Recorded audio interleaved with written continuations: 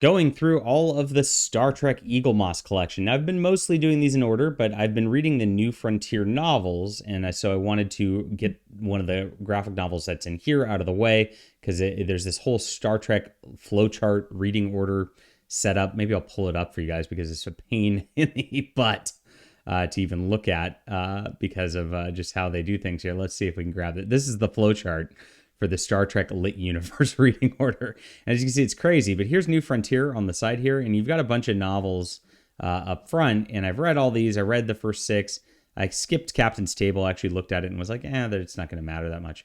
And then I read Double Time here. Now I was going to go into the next books here, and this is one of the graphic novels. Now, they had 2 graphic novels. One of them is much later in the universe, and unfortunately, they do keep a really good continuity between all this like weird like line stuff. They keep a really good continuity in the universes here.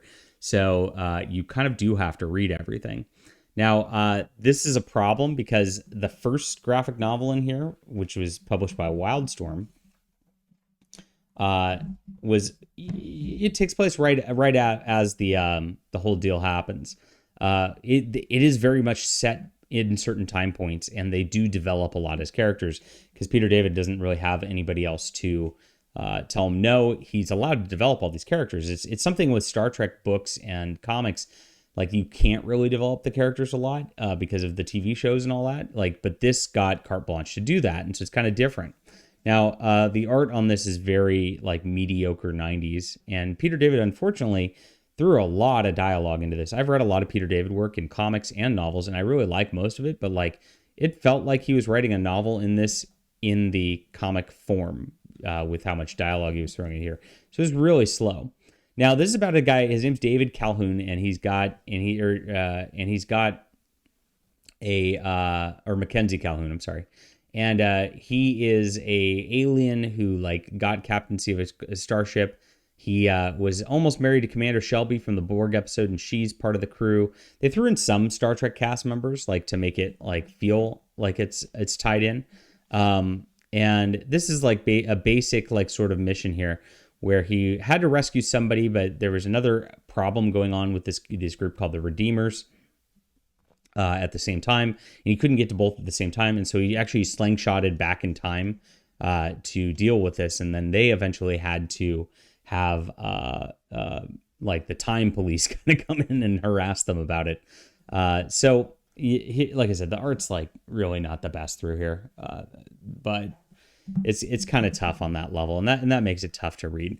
Now, there's a cool relationship developing with Captain and Mackenzie here, and they deal with this sort of crisis pretty well. And here's some aliens from the future then stopping the time police and letting them do their thing because they're grateful that they were rescued back in the day. So pretty neat stuff. The time travel stuff's pretty good. I like the plot overall, and I like the character development, but the art was tough, and it's a little too slow paced overall. Now, this is the second one. This is when IDW got the license. They actually did a 5-issue series of this one, and this one takes place a lot later. So if you have not read the novels, there's a lot of spoilers. Commander Shelby becomes Admiral Shelby. She's got her own space station. She's hooking back up with the captain at this point. A couple of the characters are dead, and it's wild. So this ends up being a mirror universe story. Now, I don't love mirror universe stories on average, and this one did feel a little fan fiction-y on that level.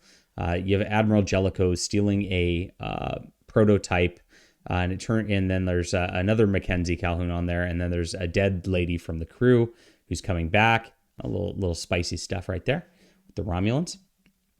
And again, the art just not the best in here, and the coloring jobs really are funky throughout all this too. So it makes it a little hard to read over the course of this. Now, in this one, they end up, of course, here it looks like Khan Noonien saying at the beginning of this, but it's actually Mirror Universe Captain Calhoun, who is explaining his fight and why he's doing this to try to save his Shelby and because it's a time ship they're trying to steal, so he can kind of revitalize her.